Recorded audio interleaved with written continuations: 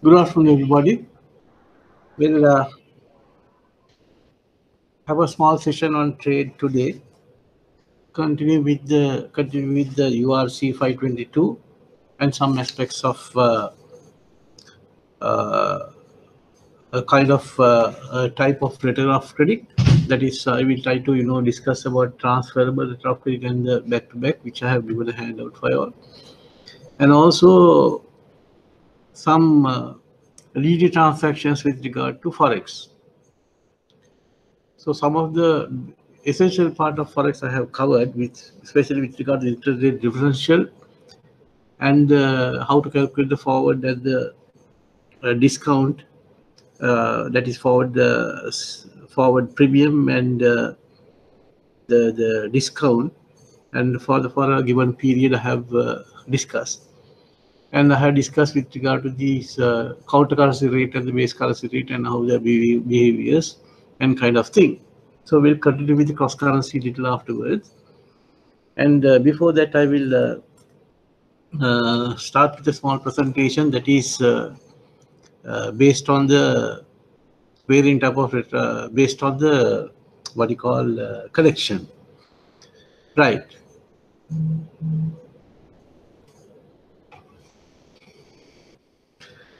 Now, you must be having this presentation with you. And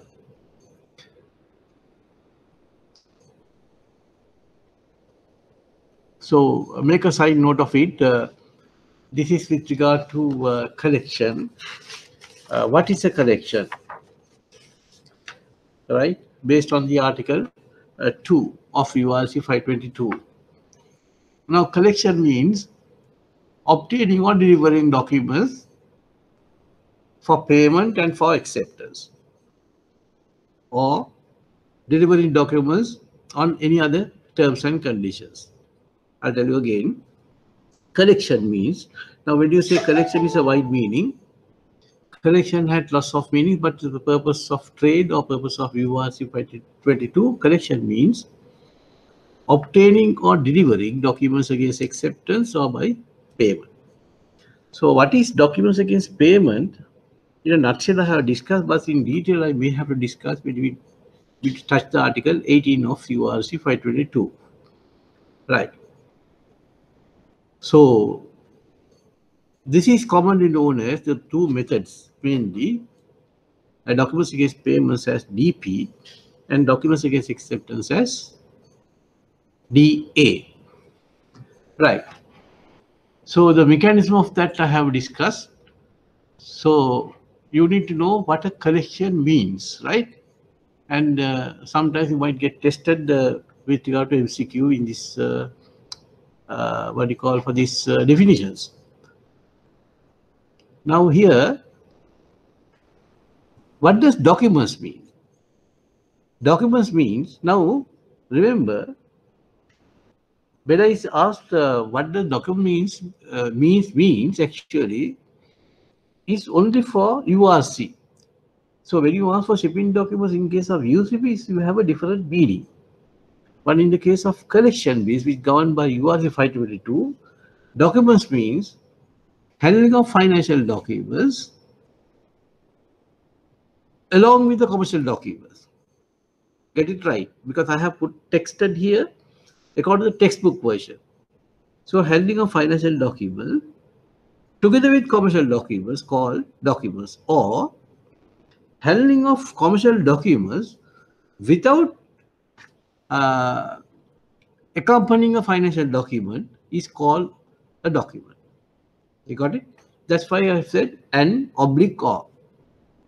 Financial documents and or commercial documents means you can have the commercial documents plus financial documents, or only the commercial documents without financial documents.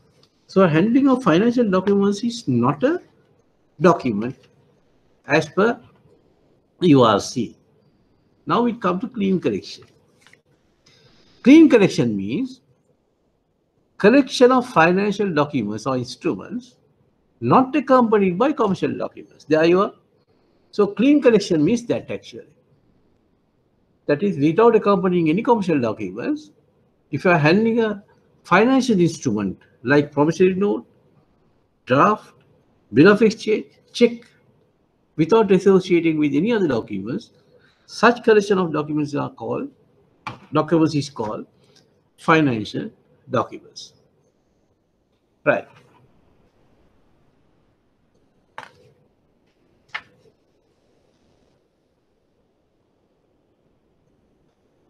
Then come to, now this is some, you get a little bit of a thin margin of these captions, so you have to get it very, uh, you need to focus a little bit and see the differences in between.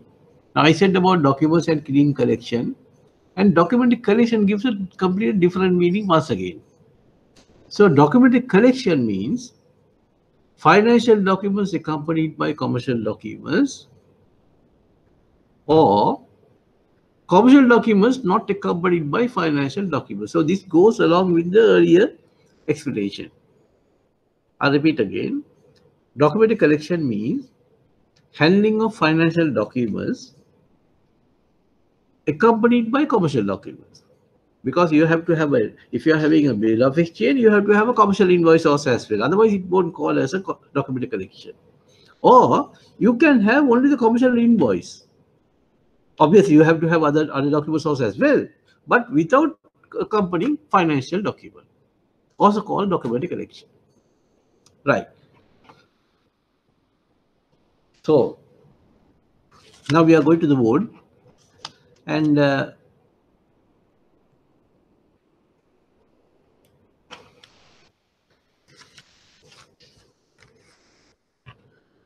I'll rewrite the parties to collection bill, which I have spelled out earlier, and their responsibilities, right?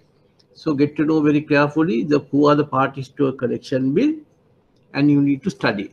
There are certain banks involved in the parties to a collection bill, and you have to study accordingly. Right. Now I have keep the what you call the handout near you, and turn to Article 3. Right. It will be easy for me rather than writing in the board. Take the articles of URC, which I have given on a previous day, and all the time when you are doing the URC, you have to have the articles near you, right? And change to article, what you call, turn to the page of Article 3. Right.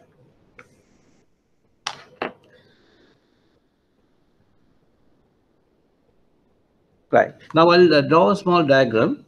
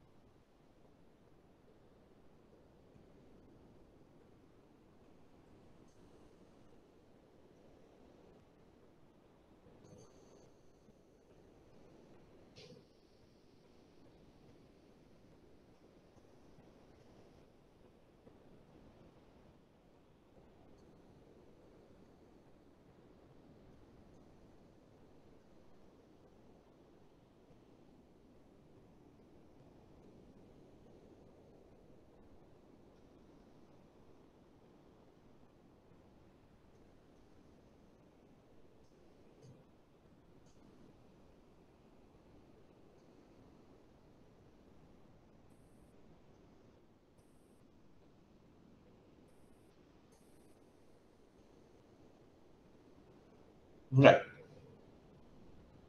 Now, this is a simple diagram I drew. You get the drawee and the principal. They have a separate contract called a sales contract.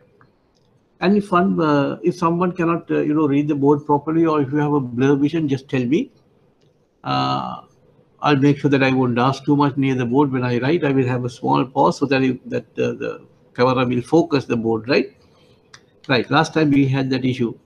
Right.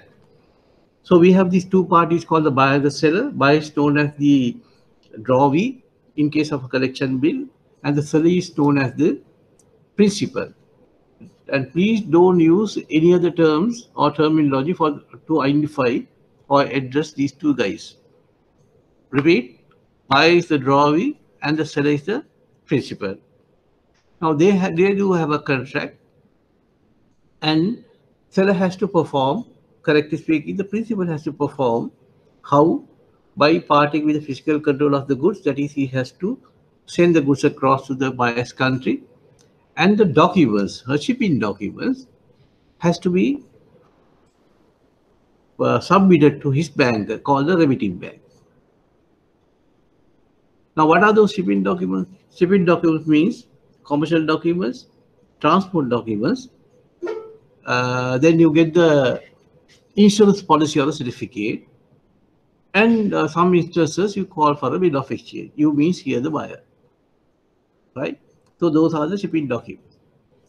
So those documents will be forwarded to the remitting bank. Remitting bank, along with their collection instruction, the documents will be relayed to a bank called a collecting bank. Now this is a repetition, right? Last time I explained. If the collecting bank able to reach the drawee straight away, the collecting bank is the processing bank also as well.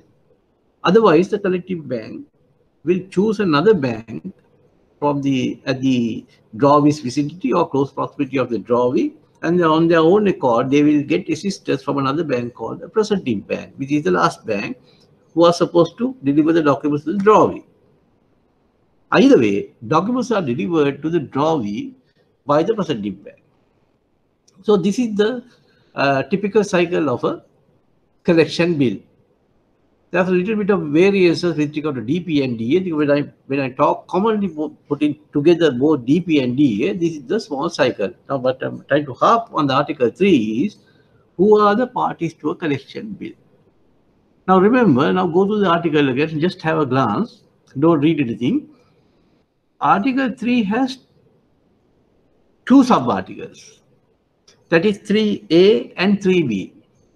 So if a question being posed, but who are the parties to a collection bill as per Article 3 of URC 522, then we have 5 parties, right?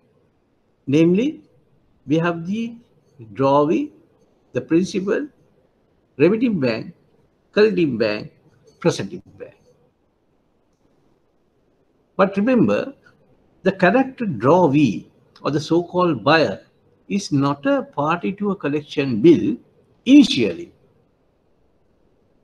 The drawee becomes a party to a collection contract eventually. That is why this particular Article 3A doesn't include the drawee's name. Now, if you go one by one, principal, he is the party being entrusted by the, he is the party who entrusting to his banker to handle the collection order, right? That bank is called the remitting bank. So remitting bank is the bank who been entrusted by the principal to handle the collection order on behalf of the principal. The collecting bank is the bank other than the remitting bank who held the collection order. Presenting bank is the bank who delivers the documents to the drawee. That's what the article says in similar words, right? So who are the parties to a collection bill initially? Principal, remitting bank, collecting bank, and presenting bank. Now don't afford to do a mistake in there. There were many instances that have been tested on MCQ for your exam. They have specifically said, as per Article 3A, as per sub-article 3A of URC 522, who is not a party as per following.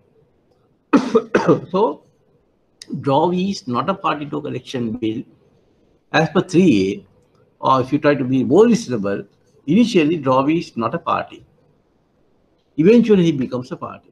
That is why in the articles also, introduction for drawee being separately written, and it says the drawee is one to whom presentation be made in accordance with the collection instruction.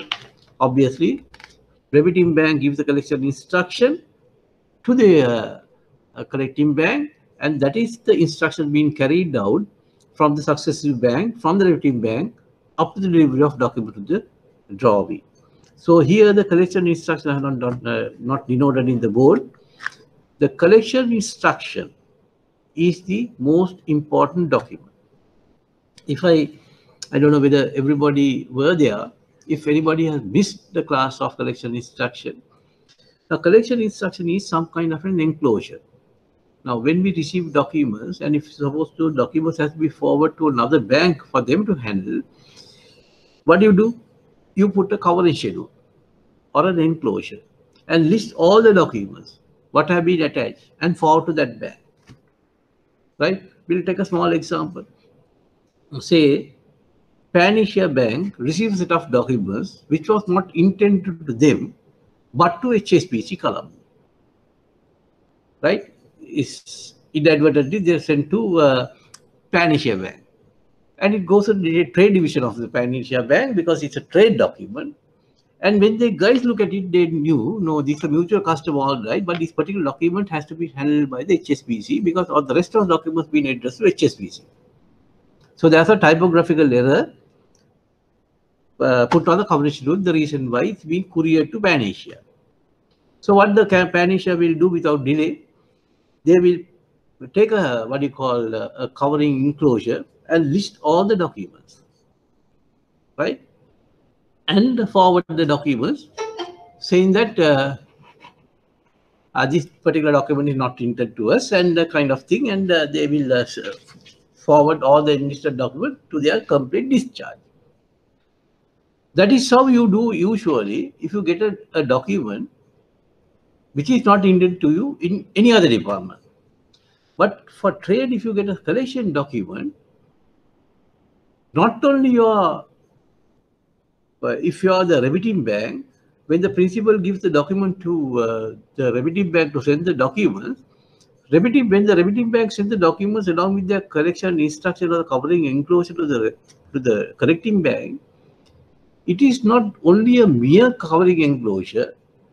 In that covering letter, they will tell the remitting to the collecting bank or after subsequent banks how to handle the document also as well. That is why you call that as a collection instruction, which is be spelled out very clearly in Article 4B. Article 4B. Now turn to the page of Article 4B. Right? Article 4B. Sub-Article 4B. Now you see here in the Article 4B, in Roman figures, there are 11 points. 11 points. 1, 2, 3, 4, 5, 6, 7, 8, 9, 10, 11 points are there in Roman figures. So in other words, that particular collection instruction which due by the remitting bank to a collecting bank should have all these 11 instructions incorporated in there somewhere. Right? So go to the 11 instructions and at least figure out whether you can write about 5 or 6. That will be save the allotted marks of the required marks that if they ask for a question. The one particular question was there in a particular semester, right? I will tell 1 point. In the collection instructions will state the collecting bank how to deliver the documents, whether to deliver documents against DP or whether to deliver documents against acceptance. So in other words, the method of delivery will be stated there. There's another point. The remitting bank can't just send the document. With the covering letter, with the collection instruction, they can't just send. They have to list the documents. When they list, they have to put a numerical order in the list. That's another requirement, right? So likewise, and you need to know the drawings details. The principal details has to be set, right? And if there's a interest to be collected, why the interest? In a particular DA document, on the due date, if the buyer does not pay, and if subsequently if the buyer agrees to pay, so the buyer has to pay with interest. And what is the interest will be specified if there's a delay payment in the collection instruction, right? And mere stating the interest has to be calculated and remitted. It won't be good. The collection instruction should state the interest rate, the period, and the basis of calculation. Basis of calculation in the sense, when you calculate interest, especially on dollars, you calculate for 360-day basis, not on 365 basis. For any other miscellaneous currency, when you calculate interest, you calculate for 365 basis. So that particular basis has to be stated in the collection instruction, right? And make a small asterisk in the handout of this particular sub-article 4B on the what you call Roman figures 8 and 9. 8 and 9. So when I discuss in article 20 and 21 on a later session, I will recall these 8 and 9 once again, right? If you are so curious, you can revert back to the article 20 and 21 and try to match the this Roman 8 and 9. Right. So for the time being, you just make a small asterisk and say refer article 20, and for the 9 you say put an asterisk and say refer article 21. Right. I'm just saying refer, not for you all to refer, but I will make myself refer, and I will explain when I do the article 20 and 21.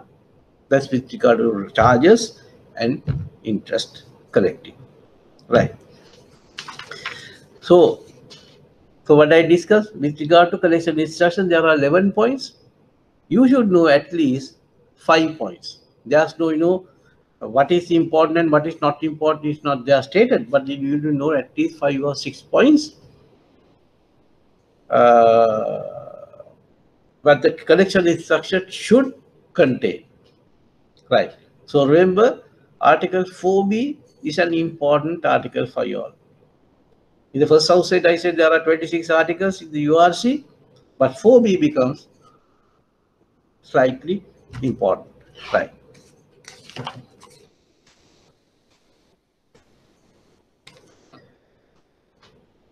So, Article 6. Article 6 is an important article, but the examiner has not caught this particular article to make questions. The reason why it's become important now, but you need to understand the article, right? And to get some kind of a knowledge with regard to collection. Right. It says, the caption of the article is cite and acceptors. In the case of documents payable at site, the presenting bank must make presentation for payment without delay. Right? If the remitting bank has sent across the document, look at the what you call the grid that I have drawn. If that particular document is a DP document, that means it's a side document. Repeat. If the particular document is a DP document, that particular document is a side document. Side document.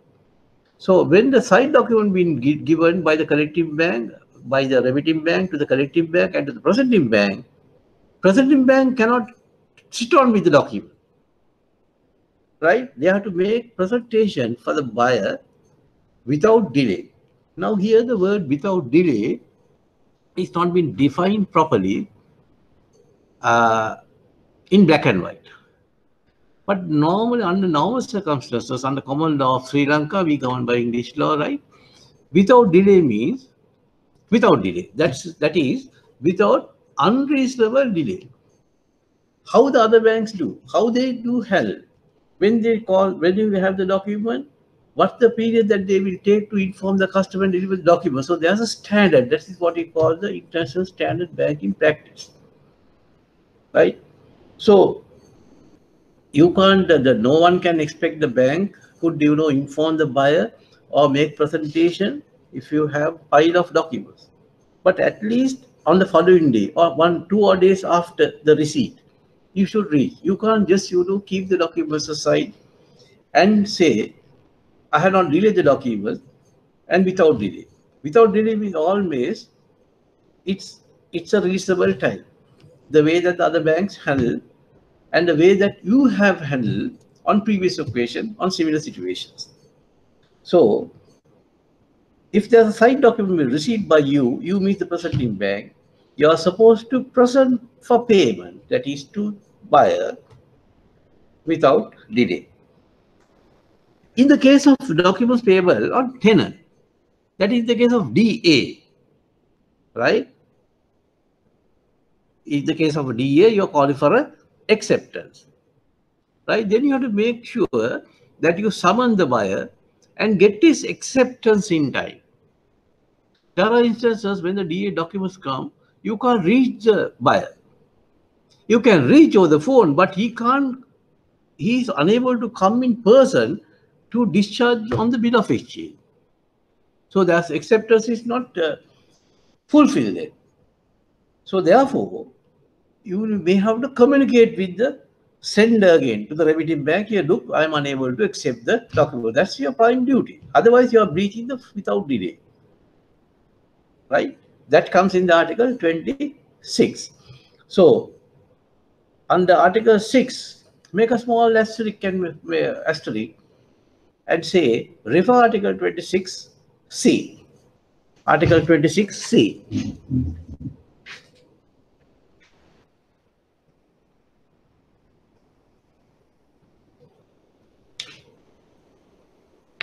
Article 26C. Right. Now, this is why, because there's a little bit of anatomy of this particular article only. I was wondering why the examiners are not touching this, because it's an important article, because you get dragged the Article 26 also into this without saying. Right. Article 7. Now, this is again an important document. Right. This is again an important document in the sense important article.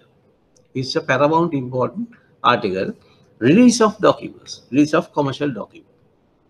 Right. So when you say release of commercial documents, how to the way that you have to release against acceptance, the way that you release against documents against payment, DP and DA. But the article says like this. It says, read the article with me. That is sub-article A. Collections. That means the collection instruction, right? Collections should not contain a bill of exchange payable at a future date with instructions that commercial documents are to be delivered against payment. What they are saying is, in the commercial document, in the what you call the collection instruction, they should not state delivery method as DP. Whereas the attached bill of exchange is a tender bill of exchange. There's a little bit of inconsistency there. Understood? The principal cannot give a bill of exchange which bears a future date, which is a tender bill of exchange, and advise the remitting bank to put the collection order or the collection instruction saying that deliver documents against payment. So there's a clear inconsistency. But though you say like that, there's a little bit of a diminished factor in the article, sub-article B. It says, if a collection contains a bill of exchange payable in future date, the collection instruction should state whether the commercial documents are to be released to the drawee against DA or DP. Now see, when you read the two particular sub-parties together, there's a small confusion. First they say you can't do, and second one they say, if the collection contains a bill of exchange, at a future date in a tenor, bill of exchange be submitted, the collection instruction should state whether to deliver documents against acceptance or payment. So there's a side note that you need to put it very carefully now. What is important here is not forwarding a tenor bill of exchange, but the instruction which carries on the collection instruction. Reverting back to Article 4. So the bank will look at it, the bank means the president bank will look at it, the collection instruction, how they have stated us to deliver the document. If they have said deliver documents against payment, we deliver documents against payment, despite the fact that the bill of exchange is under tender. the buyer cannot make a fuss of it and saying here, how can you release the documents against payment when the bill of exchange is at a tenor? Right. Now this is very, what you call, very thoughtfully written in here. And also, and that's another important article, that's where you get tested. If there's an inconsistency, that is, in the absence of such statement, commercial documents will be released only against payment, right? For example, if the bill of exchange states tenor, everybody understand what tenor is, right? Tenor means it's not signed but payable on a future date. That's what you call tenor. So that is meant for acceptance, not for payment immediately. So this particular suggestion document contains a tenor bill of exchange. For some reason, accidentally or negligently, the collection instruction did not carry how to deliver the documents, whether under DP or DA. So, in trade, you don't communicate again with the remitting bank and say, here, look, you are not said how to release the documents. You are supposed to put whether the documents again delivered against payment or not, and you wait for their answer.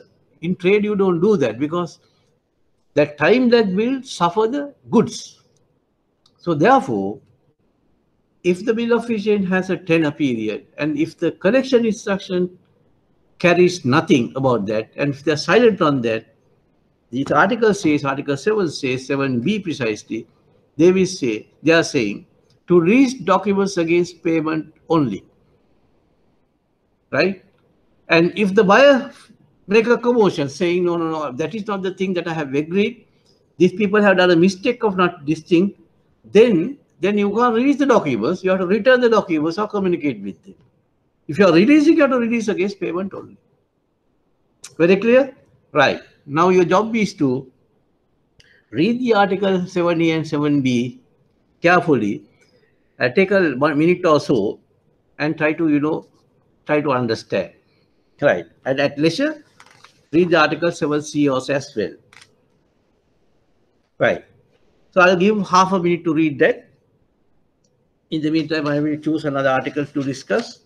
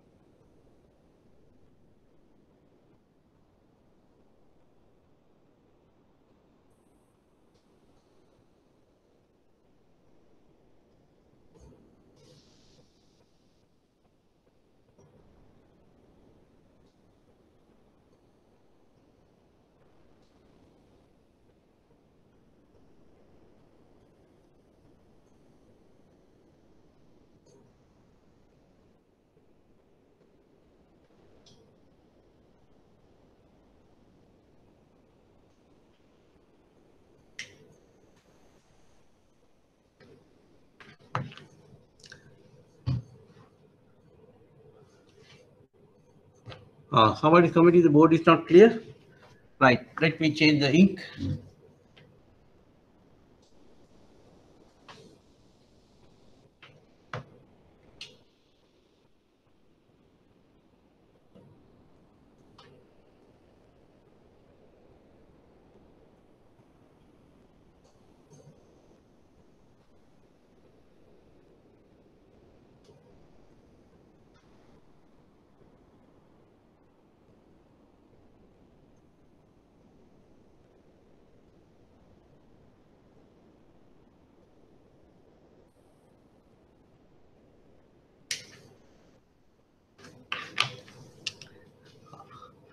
Now tell me whether it's clear. I didn't write much, just to stress a point on Article 8. Somebody commented saying, I can't remember the name. Somebody commented the board is not clear enough. Just see if it is clear now. I change the ink color of the pen. Sir, excuse me. Yes. The board is blurred, same like last week. The way you are writing is okay. The board video quality is blurred. Blurred, That's no? the problem. Yeah. No, there's actually change the camera is autofocusing and it focuses me. So unless I write and make a pause of it, the camera hunts me for this thing. The reason why I'm not dancing too much on the board. We'll see. I will make a small take a break from the board and we'll see whether it gets locked into the board, the focusing point, right? And if it is not there, tell me again.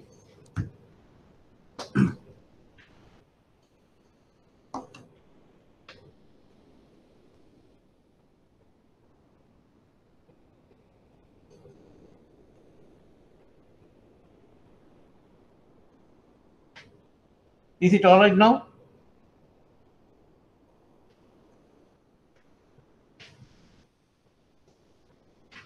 Is it all right now?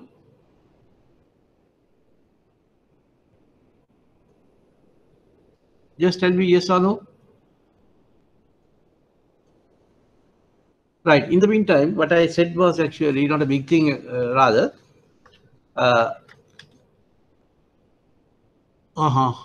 It's not clear, no? Right. What I actually drew in there was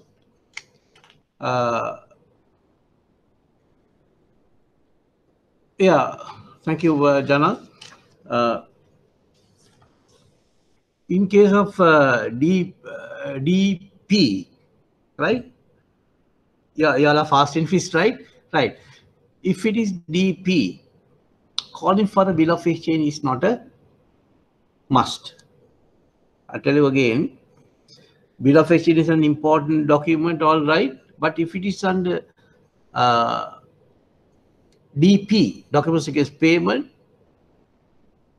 buyer can refrain from asking for a yeah, I'll do that. Buyer can refrain from asking for a bill of exchange. I'll repeat that. If it is a DP, documents against payment, DP, calling for a bill of exchange is not a must. Not a must.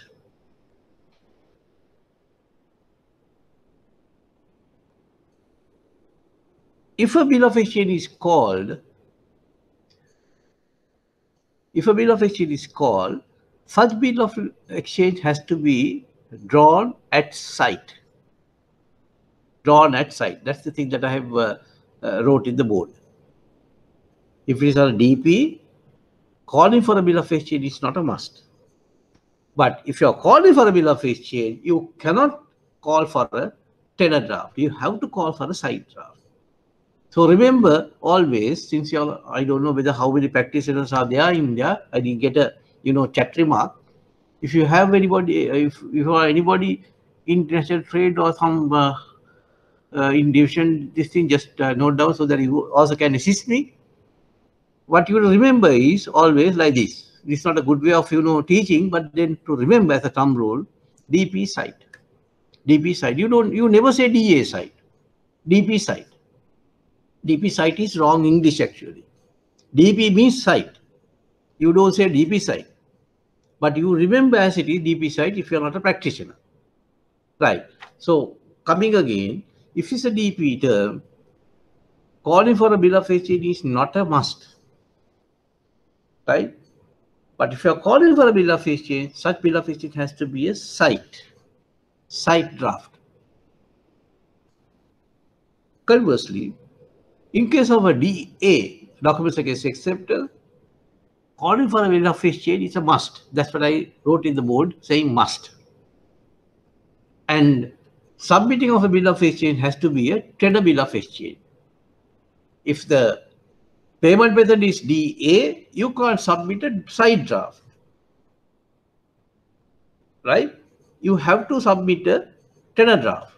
And submitting of a tender draft is a must in case of a DA. He got it right? Right. Somebody going to say me yes?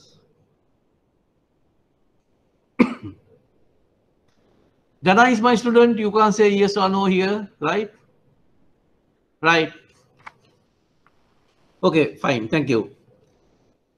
Understood that? Now we shift to Article 8. The thing that I said earlier, there's nothing in the articles, right? So that I have taken what you call extract of the article. Only I'm changing. Now we are coming to Article 8. Take a little time and rush the Article 8 quick as possible. Excuse me.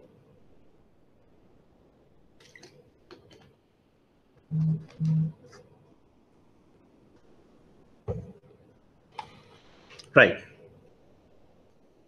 It says, we'll take a situation like this. If the Redeem Bank sends a DA document, listen carefully, yeah? If a Redeem Bank collects the documents from the principal and sends the documents or remit the documents towards the collecting bank and request the collecting bank to create a document which is not been attached here. Right? Example, I told you if it's a DA document, a bill of exchange is a must. Now what I said was like in case of a DA document, you have to submit a bill of exchange. Now this particular instance where the remitting bank submits the document without bill of exchange and request the presenting bank to create the document on their own. Right? Now the question arises why they have not, submit. That's not necessary for us to know, but then I can give a little bit of a guess on that, because there are certain countries, the sellers are not being encouraged to draw bill of exchange because of the attraction of high stamp duty. So most of the sellers, they are a bit reluctant to draw bill of exchanges, right? So therefore, they request their bankers in turn to request from the presenting bank to create their own bill of exchange and what you call take a letter of undertaking instead of a bill of exchange and get the acceptance. That's what you call a letter of undertaking. But having said that, Article 8 says very specifically, if they request to take a letter of undertaking from the drawee instead of a bill of exchange be submitted, they have to give the format of the wording and the contents. Right? So that is the form, how the letter of undertaking has to be obtained. That the form and the wording has to be spelled out very clearly in the collection instruction if they request the presenting bank to create documents on their behalf. So, based on this particular article, there were lots of questions, right? So, don't get caught. Creation of documents are possible. But the remitting bank should give the form and the wording of the content, right? We quickly move to Article 9. It's a very small article. The banks are supposed to act in good faith and with reasonable care, right? So I can't explain this case, of course, because this is a very important article law, right? But explaining this through a method of this is bit bit cumbersome, right? I mean, without using the board and kind of thing. But if you go through my handout, I may have jotted a small case in there which related to this case, and to be reminded, is Vanathu Vineyard versus Commercial Bank of Ceylon case is based on this. Right. So we'll discuss about Article 10. Article 10 and Article 10 and Article 18. Right. Article 10 says, can you remember the first day I said, when the collection documents are forwarded by the collecting, by the by the principal, And when the goods are being sent across from the principal's country to the buyer's country, both documents and the goods has to be consigned to buyer. Can you remember that? Consigned means all the rights being transferred. Right. So that is the thing being emphasized in Article 10. Article 10 says, goods should not be dispatched directly to the address of a bank or consigned. Right? It says you mustn't send the goods consigned to a bank. It has to be consigned to the buyer. Right? So goods has to be consigned to buyer. In case of a letter of credit, the goods has to be consigned to the bank, to the order of bank. But in the case of collection, when the goods are being exported, such goods has to be consigned to buyer. And this particular article says, nevertheless, in the event, I'm reading the second para of the sub-article A. Nevertheless, in the event that the goods are dispatched directly to the address of a bank or consigned to the order of a bank for release to a drawee against payment or acceptance or upon other terms and conditions without prior agreement on the part of that bank, such bank shall have no obligation to take delivery. Right? So therefore, collection documents will be held by the presenting bank if the documents are not being consigned to them. It has to be consigned to drawee. Why the presenting bank should get entangled to a transaction unnecessarily? That is why the goods cannot be, consigned to them. So Article 10A, 10B are important. 10B you can read and understand, and see us as well, right? And trigger your own questions. If time permits, after the end of the session, I will draw some, few questions based on based on articles randomly. See whether you can trigger those. Right. For the moment, you have the articles. No, tell me the question again, child. In case of evaluation, good should be. Very, very, very good question. Are you working for trade? I hope that I am pronouncing your name properly. That is Nadini. Nadini. You are working for risk. All right. It's a trade practitioner's question. Anyway, thank you very much for that particular question. I will answer that, Nadini. Don't worry. Now, so what I'm trying to tell you is, when you're reading articles, you just mere reading won't do, right? So make a small side note the way that you understand, and try to refer the side note along with my voice retrieval, and see if there's a little bit of comparison in there. Otherwise, you have to correct yourself. Then you can attempt the questions. Now this is the time that you have to correct the past papers and try the correction question. Tough, but see whether you can try. Right. Now this particular question, in case of avalization, others also can read this question perhaps. Avalization, goods should be assigned to bank or buyer. First of all, Nadini, the avalization is somewhat, outside the scope of URC. URC doesn't talk anything about avalization. It stops at the acceptance. That is at the Article 19, it stops. Right? At the Article 19, it stops. Article not 19, if I remember correctly, it's 22. It stops. That is the acceptance. Right? Avalization means once the bill of exchange is accepted by the drawee, bank further endorses on the accepted bill of exchange to give a comfort to the principal. Right? So therefore, at the due date, at the end of the period, that is on the tenor, if the if the buyer do not pay, or if the buyer don't show up at the time of maturity, at the dawn of maturity, then the bank who guaranteed that, who avalized, has to pay. Right? But that doesn't mean goods and the bill of exchange has to be drawn on the what do you call, on the presenting bank. Documents has to be drawn on the buyer. Buyer accepts. The bank further makes a guarantee.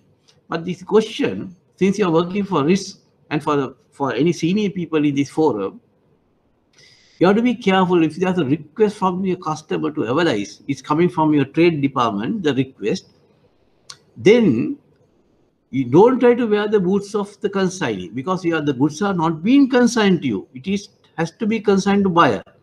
Mainly, your question has to be slightly different in here. The bill of exchange should not consign to buyer. To the presenting bank. It has to consign to buyer. If it is not consigned to buyer, he can't accept. He can't accept. You can accept a bill of exchange only if it is consigned to you. Otherwise, you can't. So the bill of exchange has to be drawn on buyer. Goods has to be consigned to buyer. Right? If the bill of exchange is drawn on buyer, goods cannot be consigned to somebody else. It goes hand in hand. Understand? So therefore, if there's a request from the buyer to make an evaluation, then you have to earmark a facility against the customer. That is risk, and the credit guys for you all to look into it. It makes sure that you have a particular leeway against the customer and have a grip of the customer and earmark a limit. Don't get the goods to be consigned to yourself, because the bill of exchange is drawn on buyer. Nathalie, you understood? Right. Thank you very much for that particular question. I get questions outside the trade scope anyway. Right. So Article 8, remember, is important again. Right. So what are the articles are important? Article 4, Article 6, slightly important, slightly. It's not been tested. Article 7, yes. For the mere reason it's been tested over and over again, yes. Article 7 is important. Article 8, important. Article 9 is not that important, but for your understanding levels, Article 9 is yes. Article 10 AB.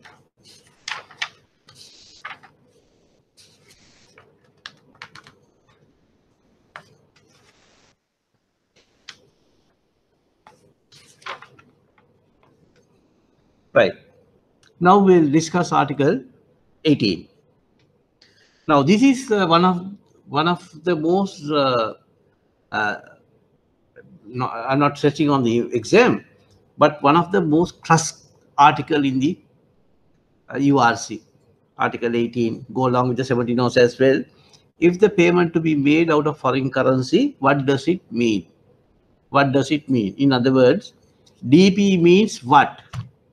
So up to now, we have understood, we have a rough idea. Documents against payment means that you read the documents receiving payment. That's what documents against payment. That's how even I explained to you.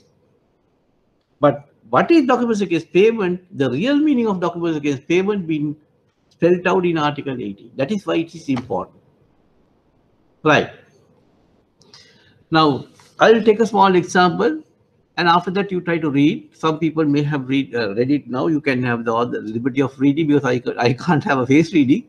But then again, after that you can read and see whether you got the idea of mine. Right. We'll take a small example. Say, don't try to scribble, right? There's a question from Abhishek. Thank you. In a collection, if the bill of lading consigned to collecting bank, what should the bank do? Right? It's spelled out in the Article 10A. If the collective bank has all the right of not to handle documents, Abhishek, right? They are not, compelled to handle. They can, they can say that we are not able to. This is depending on the bank policy. But if the customer is a valued customer, now this question will not come to you, right? But if there's a customer is a valued customer for you, it's a long-standing customer, then you can handle the collection bill, but taking the risk into account, because you don't know what the underlying transactions, you don't know what the goods are coming in, right? You are not taken a status report of the seller. You are just a postman in case of a collection bill, not like in LC. So you have to be extremely careful. If the customer if the goods are being consigned to the order of your bank, and if the goods are being released to the customer, and if the customer doesn't pay, then the issue comes. So therefore, you make sure that you earmark not a facility, you make sure that it's in line with Article 18, which I'm going to discuss now. Then you can handle, Abhishek. Right. I will advise you to read the Article 10A, 10B very slowly and get an idea. Article 18. Now I'll give a small example. Put any questions like that. I will try to illustrate, right? Without rather dancing on the blackboard, because otherwise you will not able to catch up. Right. Say for instance, say that a particular bank closes for their business at 3 p.m. Right? 3 p.m. So usually in practice, when the documents are received by the bank, one of the employees in the trade division will, inform the bank, inform the customer, the receipt of documents, mainly over the phone, or if you have arrange a facsimile thing, then you inform the customer in that mode. Say at about 2:45, the bank has informed the customer the receipt of documents. And the mere reason this particular customer was waiting for this particular document, the goods have come to the port or to the harbor, and he was searching for the documents. So he's eagerly waiting to get the documents for him to clear the consignment. So therefore, your bank staff has promptly informed the customer here, look, these are the documents that you were searching. We have received documents. At what time? 2:45, another quarter hour to go. The customer is, because of due to traffic and kind of thing, customer says, I am coming now, keep the document ready, I'll come, and after that I will make arrangements to clear the documents from you. I might take a little rate, but keep the counter open for me.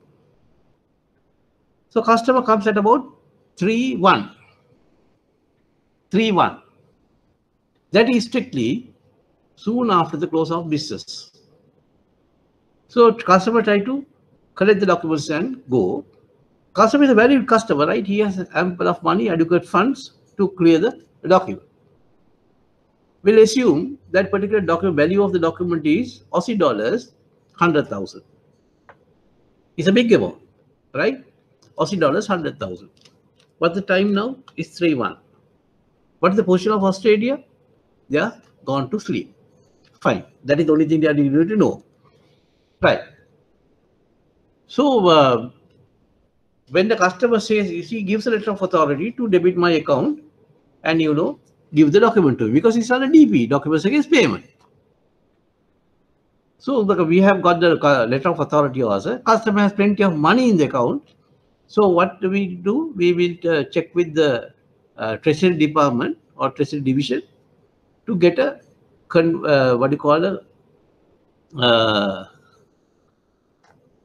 cross-currency rate so that equivalent amount of Aussie dollars could be debited to the customer account and release a document. Treasury, as expected, Treasury will say, I can't get a rate now because the Australia is closed now. I can't cover up the position if I try to give a rate. So you do the transaction tomorrow morning. So dealers cannot give a rate at that time. So what the trade guys will do, they will lien the account of the customer for the amount that they want, and they release the documents. The customer is satisfied with that because customer has plenty of money. There's no question of withdrawing from ATMs and kind of thing, because trade customers are tested customers, and those are big amounts. You cannot draw possibly from the ATMs for such huge amounts, right? So even then, the bank has without negligently placed a lien. The following morning, that is following banking day, this particular guy comes, the person who does the transaction has left it as pending on the following day. So he has a pending transaction because he has to immediately cover up that now. So he obtains a rate from the dealers department now to the in the morning because he refused to give it the previous day, and he got a rate, and he's set to open up his account and do the transaction. Just a mere transaction, what? Debit the customer's account and credit Nostro. You will not understand what Nostro is if you are not very customary on that, but just forget about it. You credit Nostro account. Trust account is in the sense the bank account with them. It's a bank account maintaining foreign currency. What the screen shows against the customer, it pops up a message and saying no debits are permitted. When you try to penetrate the customer's account, it says no debits are permitted. And the reason being said, funds attached. Notice given by the IR department. IR means Indian Revenue Department. So this particular valued, good, long-standing customer has got your praise and you have served the customer, but he has done one thing, he has deprived the state. And in turn, there had been an order from or direction from the Indian Revenue Department to block the account. So midnight at that time, the day that you went home without doing the transaction, that the letter being served to the higher servant of the bank, and through the IT of the bank, they have blocked the account. So when the following morning, customer is willing to pay, banks also want to pay, but they were unable to do it. The country law comes first, right?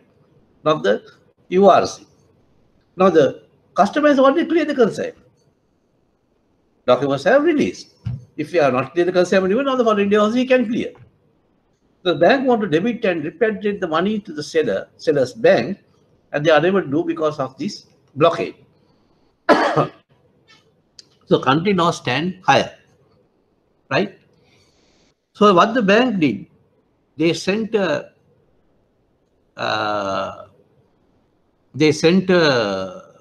message to the remitting bank saying that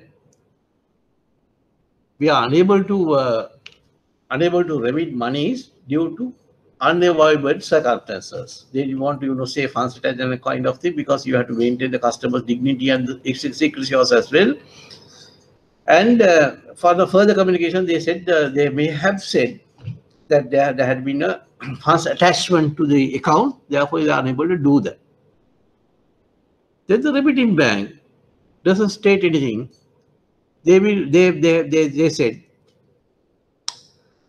please read Article 18 and remit the monies without delay. Now we have to read Article 18. But I said that little story, not in a very fine way. It was a true story, happened many, many years ago to a particular bank in our country. Right? Right. Now what the article says, we'll read. Read with me. In the case of documents payable in foreign currency, that is Aussie dollars 100,000, other than that of the currency of payment, foreign currency, the presenting bank must, unless otherwise instructed in the correction instruction, release documents to draw against payment in the designated foreign currency only if such foreign currency can immediately be remitted. I'll repeat that word. Only if such foreign currency can immediately be remitted in accordance with the instruction given in the correction instruction. Right? So what the bank staff would have done, they should have had obtained dealer's permission whether they can get a rate. If the dealer said in the first house said that they are unable to give a rate, then they mustn't, release the documents.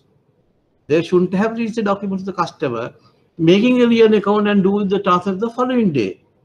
Within that space of 6 to 7 hours or 9 hours, lots of things could happen to the account.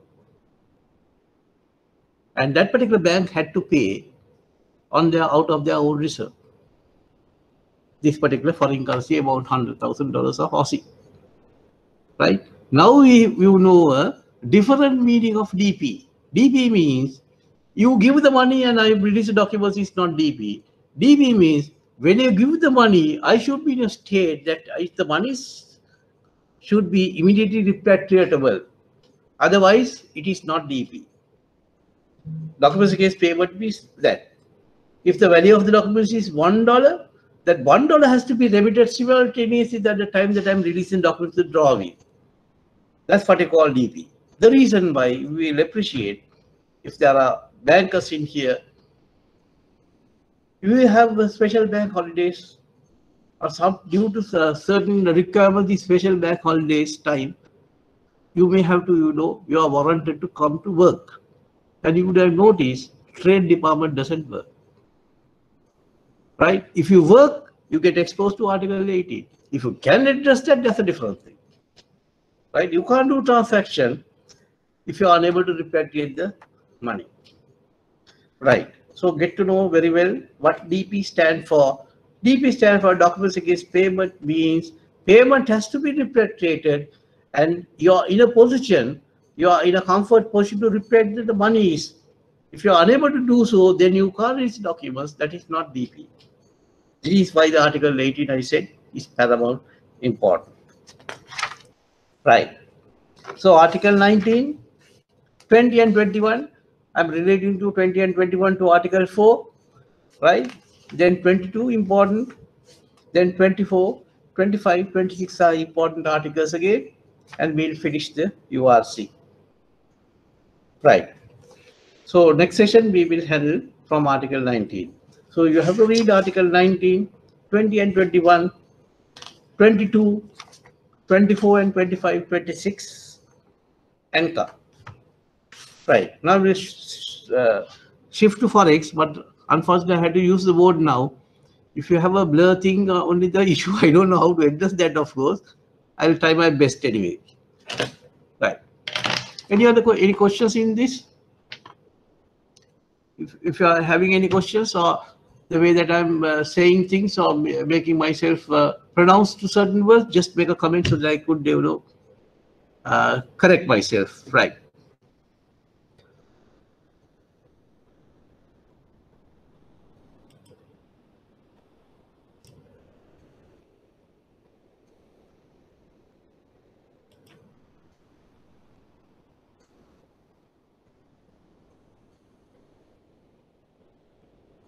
Right.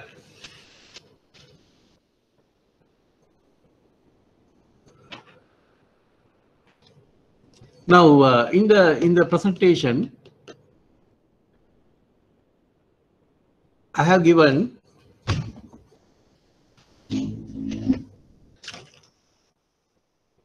USD to LKR rate and the UR to USD rate, right?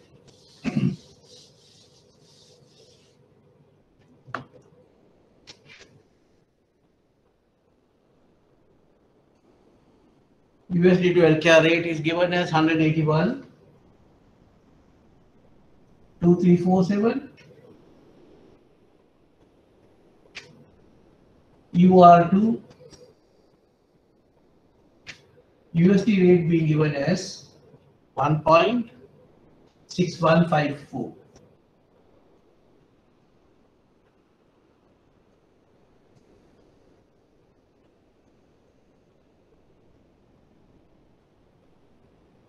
Right. Find the cross currency of UR to LKR.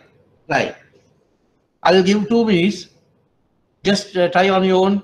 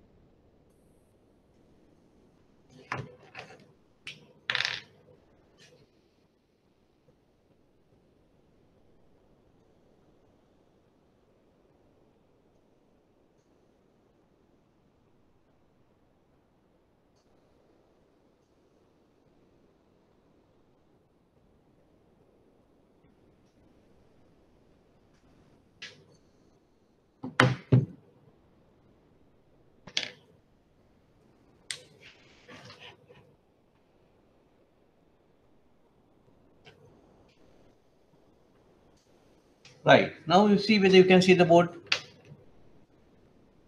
If it is clear, somebody comment me. At least one person say yes. Fine.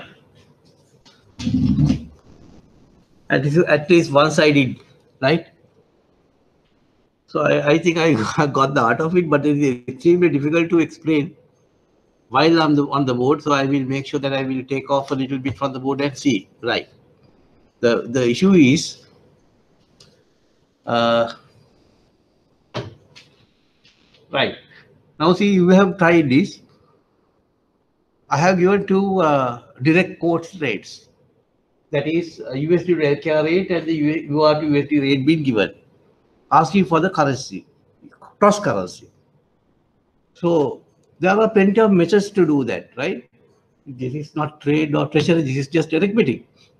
But I want you all to calculate the manner that I have shown in the board.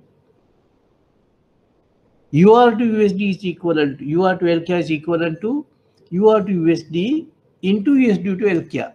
You got everybody? That is the thing that I want you all to do. That's how this particular line, it not necessary to write. I wrote for me to explain. But I want you all to do in the same manner. UR to LKR is equivalent to UR to USD into USD to LKR. Right? The reason why is you can't calculate or convert UR to LKR or LKR to UR for that matter without checking with the US dollar rate. Because US dollar is our base currency.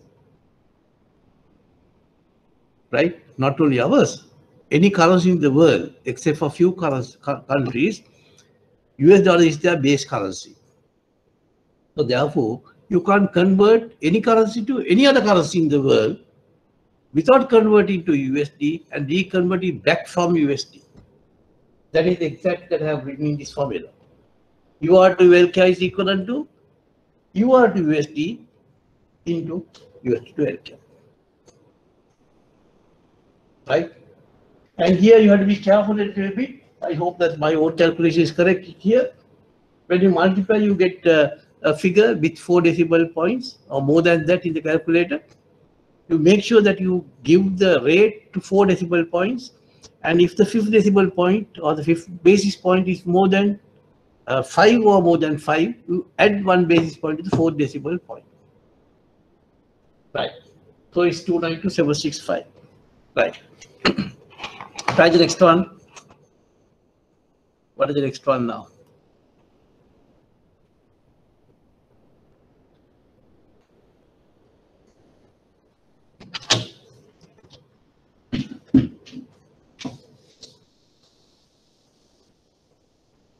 Right. You are try on your own that USD LKI is 181.2347 and USD JPY is 120.2589 and find the cross currency of JPY to LKR. Right. Right. Now there's a little bit of cumbersome line there. See, did you notice the rates are two direct quotes? Earlier one, it was a direct quote and an indirect quote. Here there are two direct quotes. USD LKR rate given, USD JPY rate given, USD JPY. Right? Now JPY, you have to find out the JPY to LKR cross rate. So JPY to LKR is equal to JPY to USD into USD to LKR. Right? That is easy. But what is given is not the JPY to USD rate, but the USD to JPY rate. So I did a small trick in there. I did the reciprocal of the inversion. That is, JPY to USD is equivalent to 1 upon USD to JPY. Right. If anybody do not understand, I will write a small example. I hope that won't get blurred.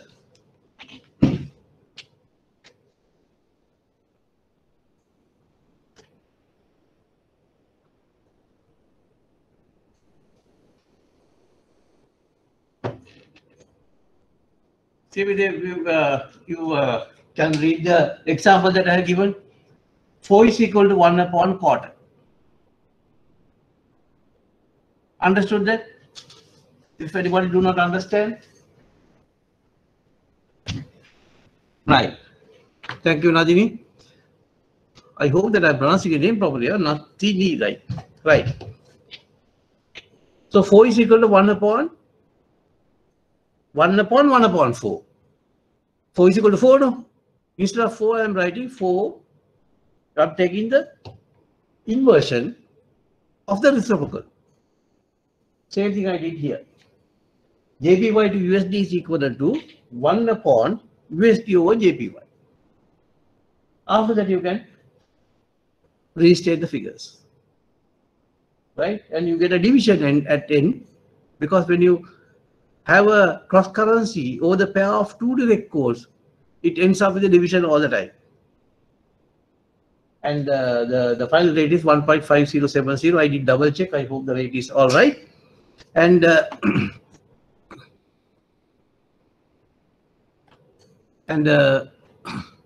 so for your homework, I have given your GBP to USD rate and a Aussie dollar to USD rate, and both are indirect codes.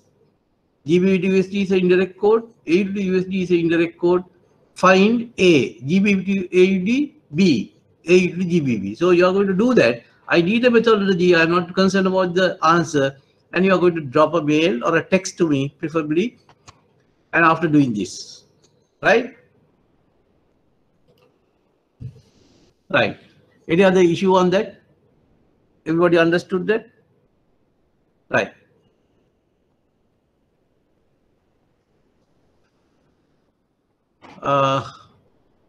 One student has commented saying it's 1.5071.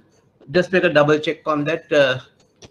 And if the fifth decimal point is more than 5 or more than 5, then you are right. Then you have to add 1 to the fourth decimal point. Right.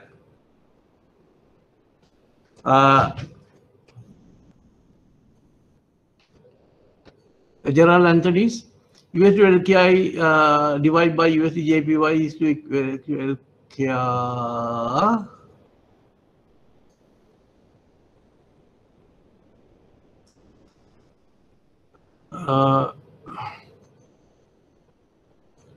I'm not getting you properly.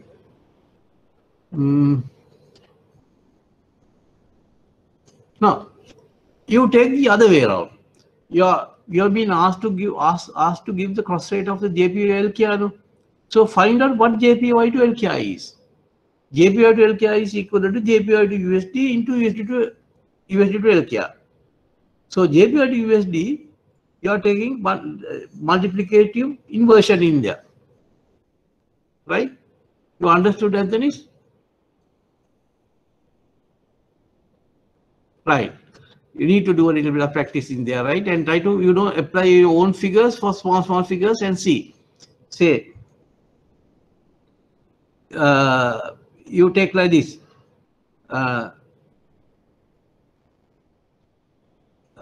1 upon 2 is equivalent to 2 upon 8. 1 upon 2 is equivalent to 2 upon 4. 1 upon 2 is equivalent to 2 upon 4. Right? 2 upon 4 is equivalent to 1 over 4 upon 2. Same thing. Right? You try, write and do the calculation, you will get the same answer.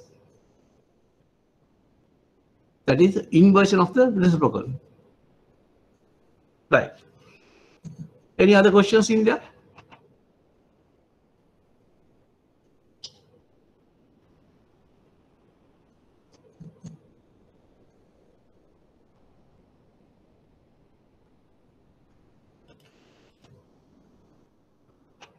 Right.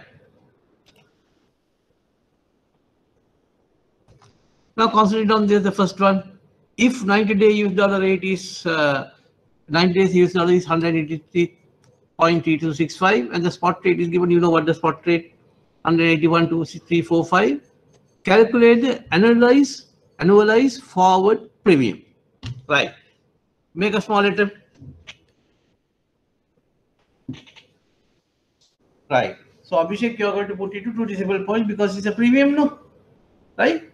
So therefore it's 4.62%, right?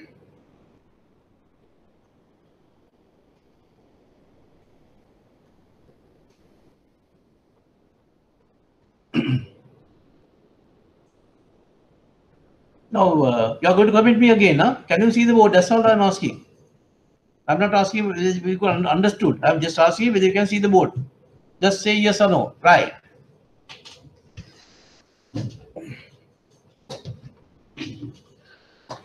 Now see.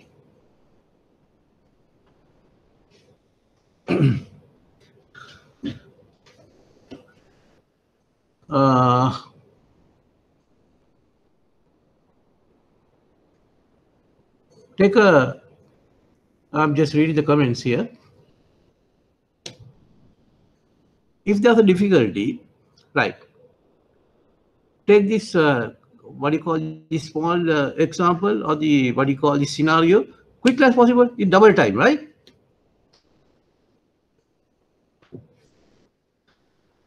Cost of an orange, rupees 5 rupees. Cost of an orange is rupees 5.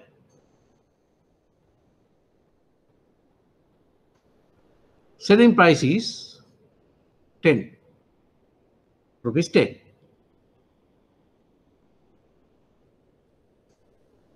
Calculate the profit percentage.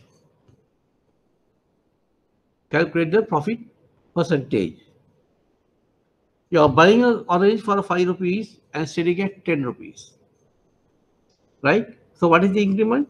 10 minus 5. What is the cost percentage? Income over the cost. So 10 minus 5 divided by the cost price. What is the profit percentage? 10 minus 5 divided by 5 into 100.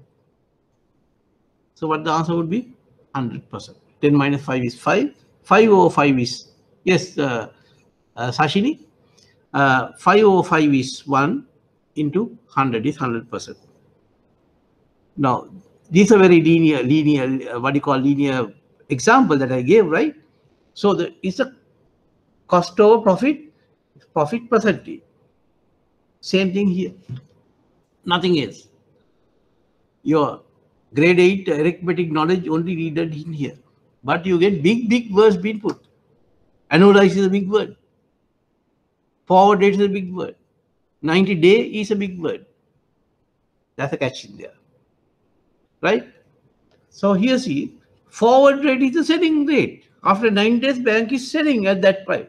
But the spot rate was 181, selling at 183. What's the increment? 183 minus, I'm forgetting the decimals, 183 minus 181. When you compare with the orange, it's 10 minus 5. Right? So what was the, you have to compare with the cost price. You have to compare with the spot rate. So over 181.2345. But in this case, the question has given this 183 to what do you call 183.3265 is the 90-day rate. So divide by 90 because you are asking for the annualized rate. Divide by 90 and don't multiply by 365.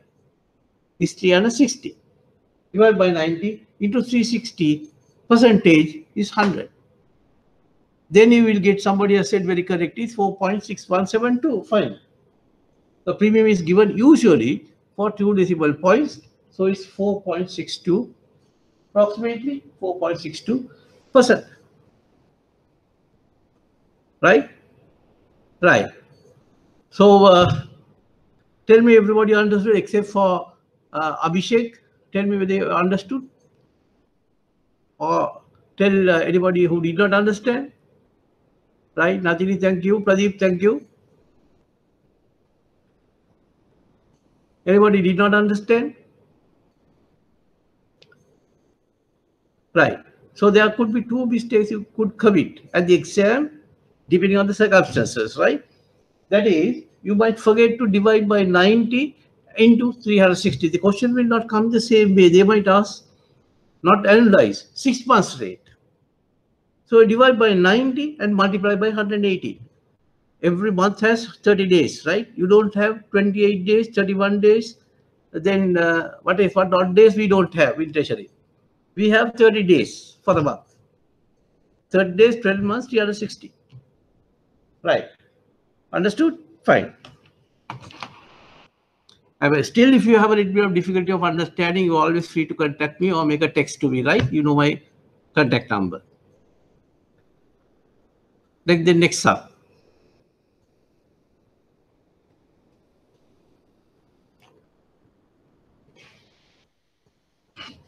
Read the sum and try to make a small letter. This, of course, with your own knowledge, you can,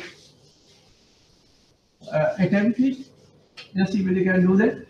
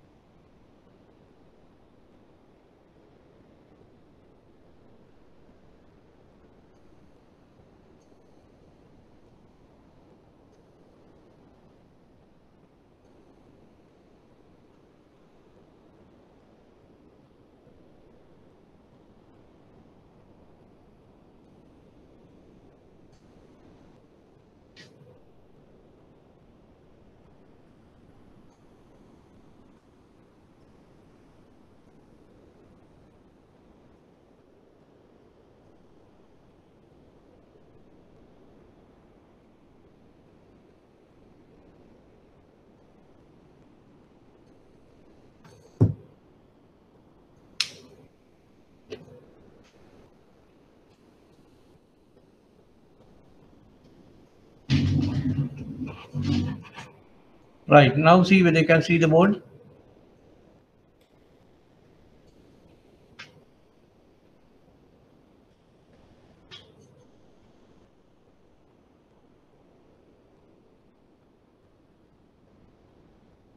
Right.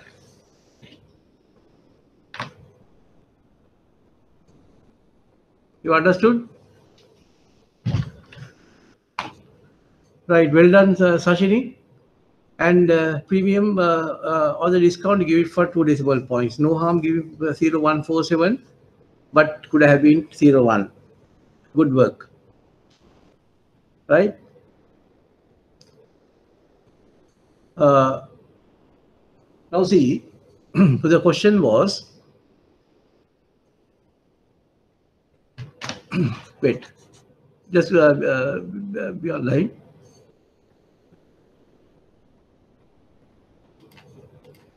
The question was euro dollar, then euro sterling. Euro dollar rate is 2% and euro sterling rate is 1%. Right? So if dollars are maintained outside New York, outside USA, such maintenance of account dollar maintenance is called euro dollar. This is nothing to do with the euro currency in Europe. If the sterling pounds are maintained other than in London, like our PFC accounts are either euro dollar accounts or euro sterling pound accounts, in other words. So obviously, if the euros are maintained in Sri Lanka, such accounts are called euro, logically. Right? So forget about this euro part. Then you get the base currency and the counter currency. Right. So when I say, now see, in this case, euro dollar is 2% and euro sterling is 1%, and the spot rate is given as 1.5, and the currency is GBP to USD is in the record, and therefore USD is the counter rate in here, and the GBP is the base rate. Right? So USD is the counter currency, and the sterling pound is the base currency. So we know if it's a premium or a discount, how you calculate? Spot 1 plus interest rate on counter currency over 1 plus interest rate on base currency minus the spot rate, you get either the premium or the discount. Why I said either premium or discount? Because that factor, if it is a positive figure, is a premium, otherwise it becomes a discount. Right. So after that, not for 1 year. So therefore, you have to divide by 2 the interest rates. So the counter rate is 2%, by dividing is 1%. Counter rate is 1%, divide is 0.5%. Right? I think I have done a mistake in there, I think.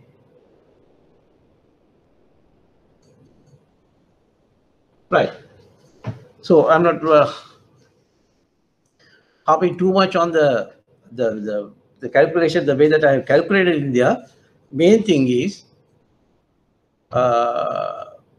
remember the formula and insert the figures. Right. So I will look at the sum again.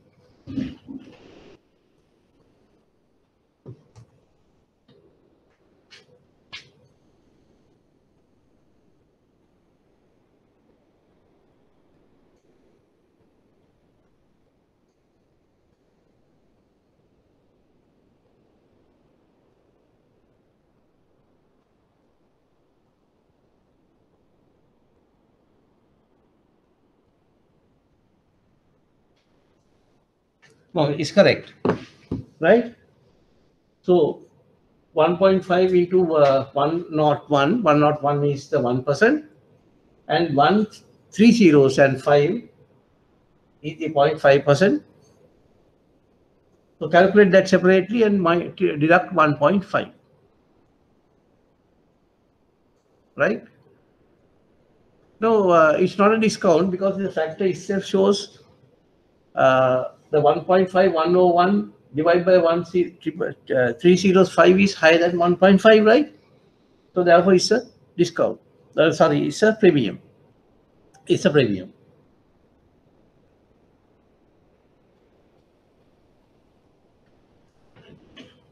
And give it for 2 decimal points, right? And for everybody's benefit, for some people it might be difficult to when you are using a calculator to do this sum. So when you are doing in the calculator, what you will do is you take open the bracket, right? Open the bracket. Can you do it with me? Right. You open the bracket and say spot, that is spot figure, you put 1.5 and open another bracket and say 1 plus 1%, close the bracket, and you say over 1 plus 0.5%. Then that whole thing you close again. So there are 2 brackets. Then you can put minus 1.5. Otherwise, you have to take the left-hand side fraction, equalize, and then take the 1.5. But when you are doing that, what happens? The decimal points will get disturbed. So in the one go, if your calculator is geared enough, in the one go you do the transaction, but you have to make sure that you open and close the parentheses properly. The way that I have written the board, if you try to enter in the calculator, it gives a wrong picture because there's a division and a minus figure. I hope that you understood. It's more difficult than trade, right? Right.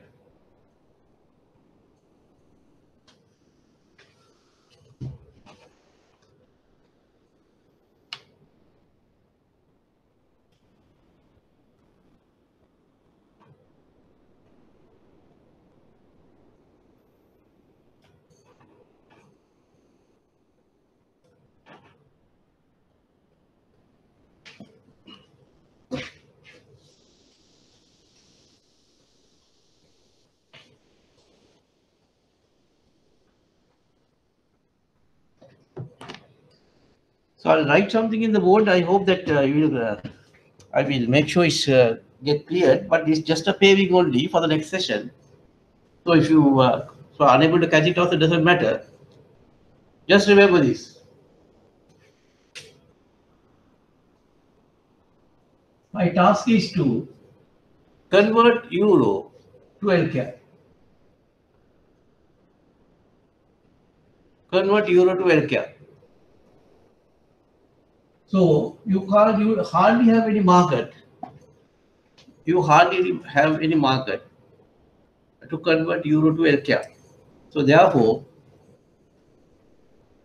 first I had to convert that into USD, and then from USD to LCAP. So I will take this as the first leg. That is, the first leg is euro has to convert into USD. And I will take this as a second leg.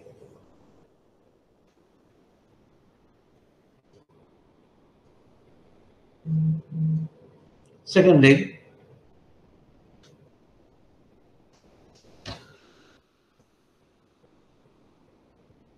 Right? Second leg. That is USD has to convert into LKR. Right. Up to that point, you understood? Board is clear? Just make a small comment so that I could proceed. I have only 10 minutes to go.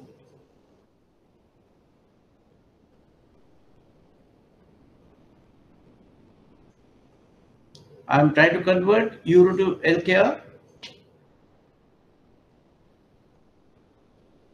Right, thank you, both of you. That is Jana. She's my student.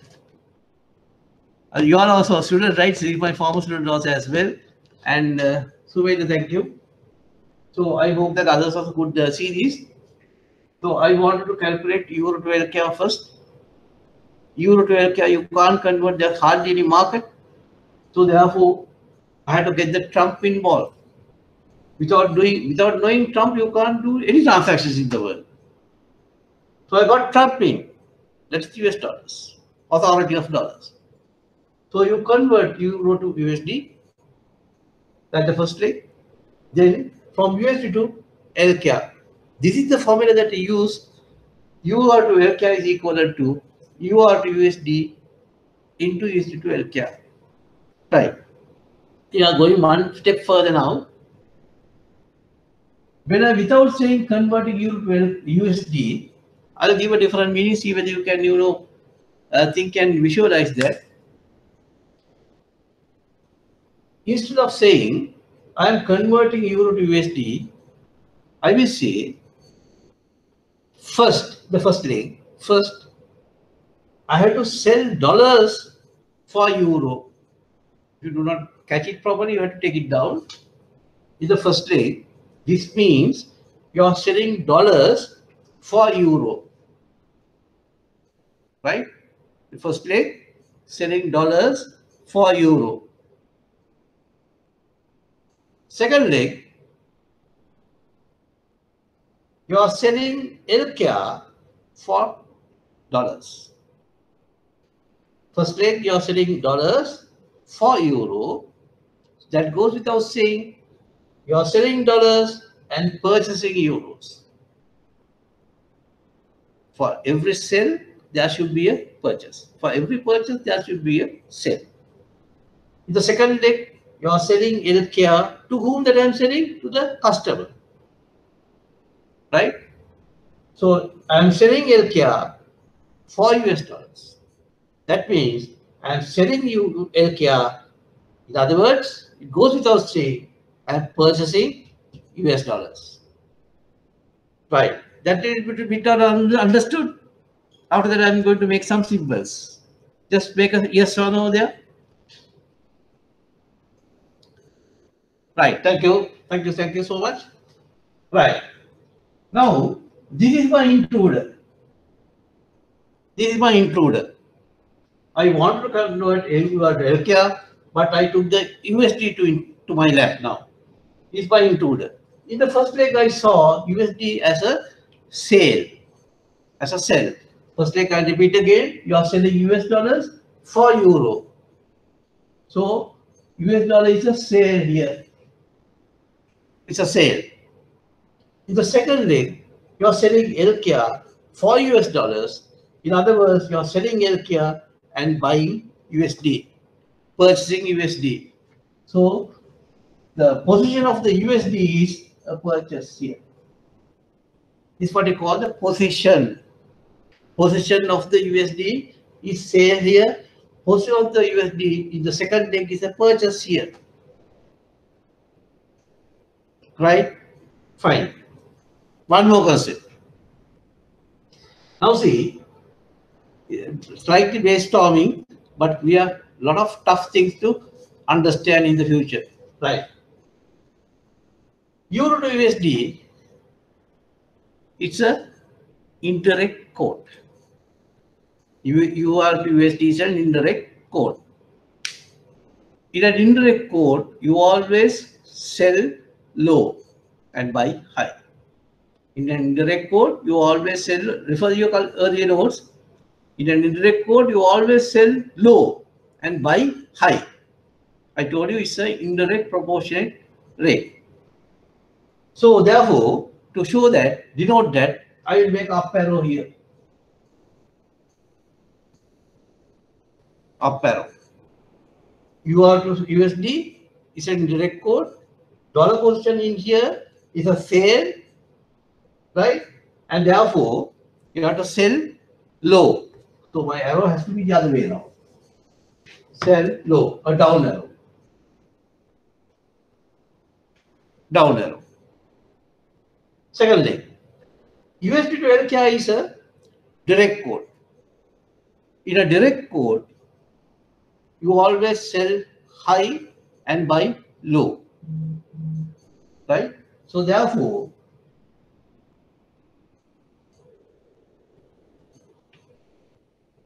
Euro to USD has to be a least rate, US to LK has to be the least rate in case bank is willing to convert UR to LKR, right?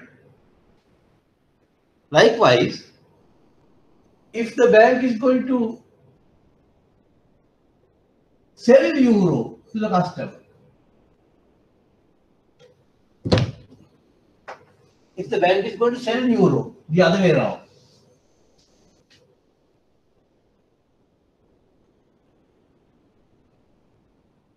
if the bank is going to sell euro, right, and see what happens to these two legs, and come the next session I will do it, right? And in the meantime, if you want to make a comment on that, you can always try with me. When you try to convert UR to LKR, I ended up with both rates has to taken as the least possible rate. Now I want, the customer wants euro now. Earlier customer gave euro to the bank and the bank gave rupees to him. How? By converting into dollars and reconverting. And bank used the least possible rate for both instances. Now the customer wants euro by giving rupees, right? So in other words, LK has to be converted to dollars and from dollars to EUR, right? That concept has been taken carefully and split into two legs and build up your own logic. And come and join with me on next Sunday to pursue from here. But it's very important, you can't miss, you can't have any gray areas to proceed with the Forex from this point onwards. Right. Yes, I know. Camera is not focused because it would have focused me. I'm a bigger object than the letters, the reason why I think. Right. So, see whether you can, whether the camera is getting focused now in there. Euro to USD, USD to LKR, that part is all right, no? Now I want you to convert LKR to USD, right?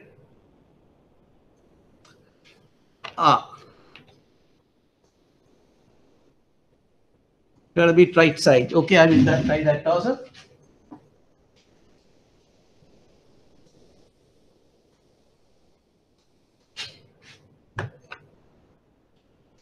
Your attempt should be this.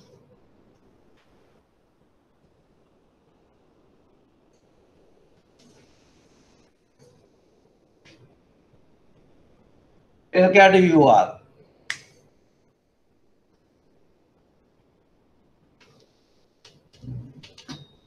Right? Now it's all right?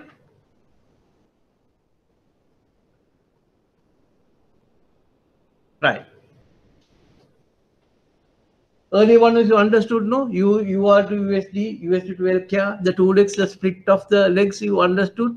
And how I came to a conclusion that one is a sale and one is a purchase, you understood. Just because it's a sale and a purchase, you are taking the least possible rate. Why? You understood? Because one is an indirect code and one is a direct code. The reason why is that, right? So visualize on your own, write the sheet of paper once again without looking at, and see whether you understand the same thing, the thing that I have written. After that, you attempt the LKR to UR1, which I am going to do next time. Don't worry, but you need to make an attempt and see. Right? So shall we wind up now?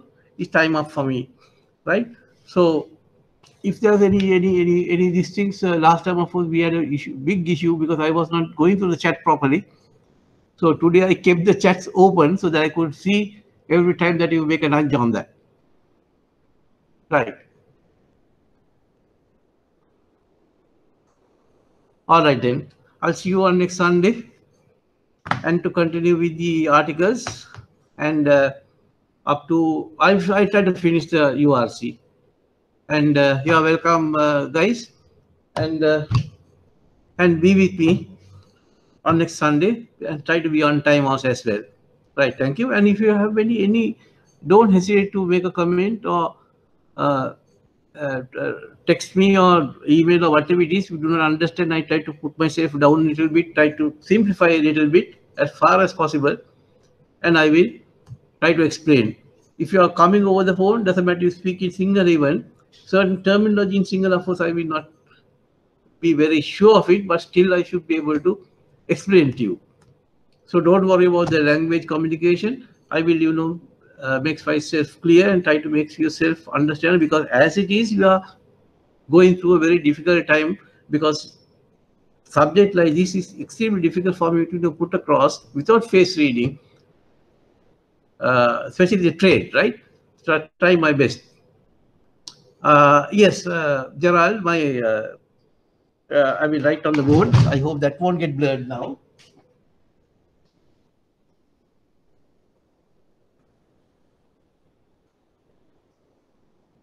Right.